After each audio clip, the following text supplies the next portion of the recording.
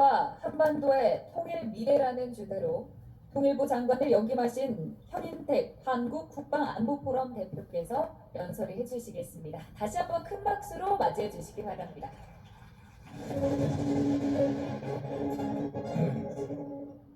여러분 반갑습니다. 현인택입니다.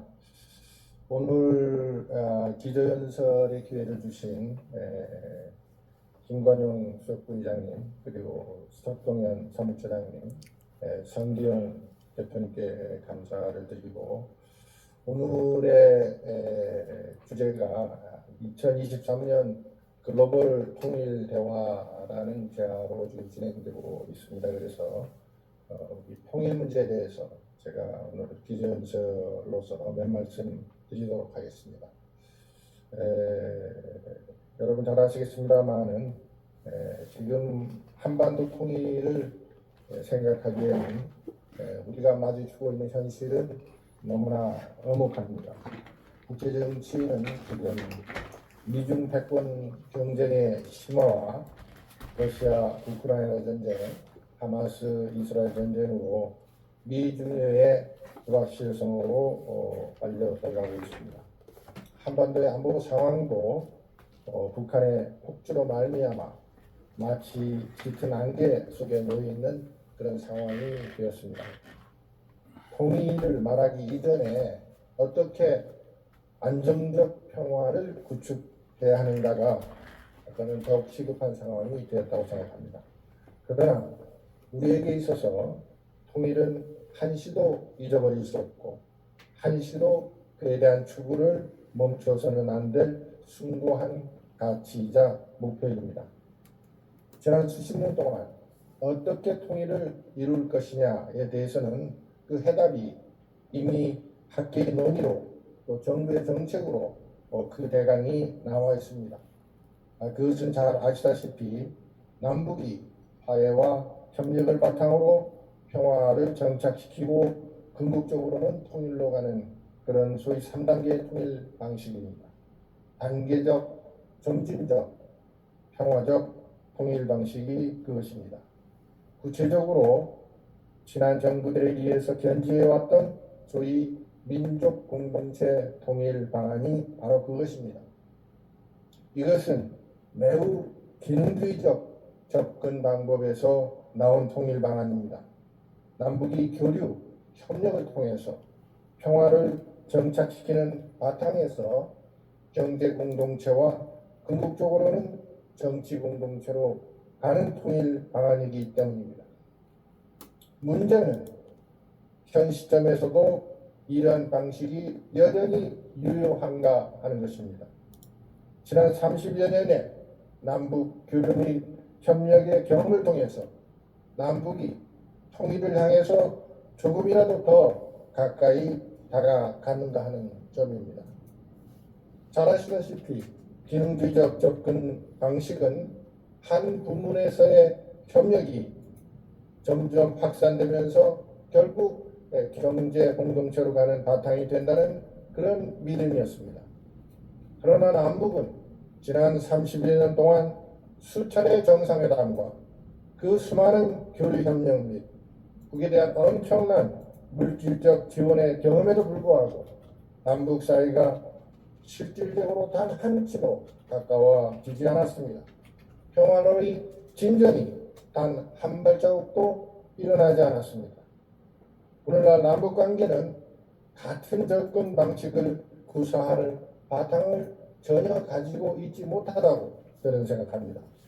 화해와 협력의 바탕을 쌓기는커녕 불신과 적대 감정만 높아져 있습니다. 역설적이게도 이러한 기능주의적 접근 방식의 결과는 더 이상 기능주의적 접근 방식을 할 수 없는 바탕을 만들었을 뿐입니다. 민족 공동체 통일 방안은 이제 소명을 다했고 우리는 새로운 접근 방식을 찾아야 할 때입니다. 그런데 무엇 때문에 이렇게 되었습니까? 그것은 바로 북한 정권의 폭주 때문입니다. 김일성, 김정일, 김정은의 3대에 걸쳐서 핵개발과 대남 적대시 정책을 줄기차게 구사한 것의 결과입니다.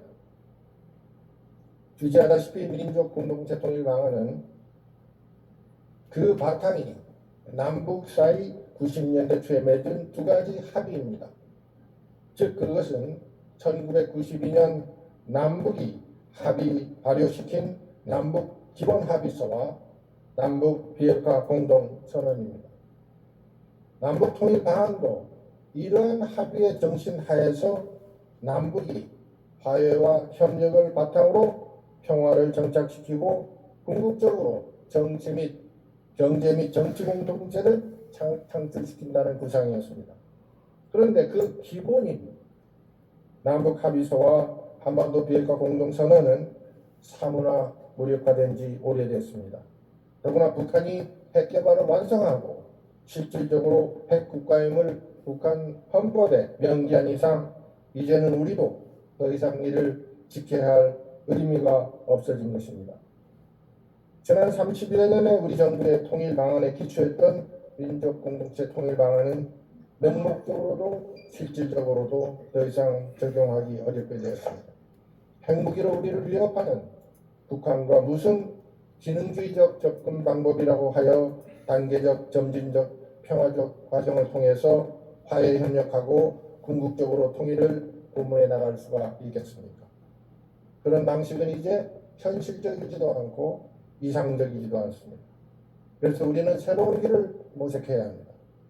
그 새로운 길은 첫째는 우리가 통일하고자 하는 본래의 가치를 분명하게 하는 것입니다. 북한 주민들에게 보다 자유와 인권을 보장할 수 있는 그런 통일을 지향하는 것입니다. 북한 정권만 배불리고 주민을 더욱 악취하게 만드는 그런 남북 협력 방식은 옳지도 않고 더 이상 해서도 안 됩니다. 둘째, 남북 간의 평화가 보장되어야 합니다. 그런데 여기서 합의에 의한 평화가 지켜지지 않는다면 힘에 의한 평화라도 지켜질 수 있도록 해야 합니다. 북한이 실질적으로 핵을 가지고 대한민국을 겁박하는 현실에서 우리는 강력한 억제력을 가지고 이에 대항해야 하는 것입니다. 지금 국제사회에서 벌어지고 있는 평화의 파괴의 경우들은 모두 힘의 균형이 깨짐으로써 오는 것입니다. 북한의 위협과 도발에 대해 강력하게 대응할 수 있는 힘이 있어야 한반도 평화가 유지됩니다. 셋째, 번영이 우리가 지향하는 중요한 가치가 되어야 됩니다. 번영하지 않는 통일은 무슨 의미가 있습니까? 남과 북이 모두 번영하는 그런 미래가 오지 않는다면 통일은 한갓 물리적인 영토 통합의 의미 이외에는 아무런 가치가 없을 것입니다. 남북이 통합을 통해서 경제적 번영을 이룰 수 있는 비전이 보여야 통일은 다가오고 통일 후에도 그 후유증은 작아질 것입니다.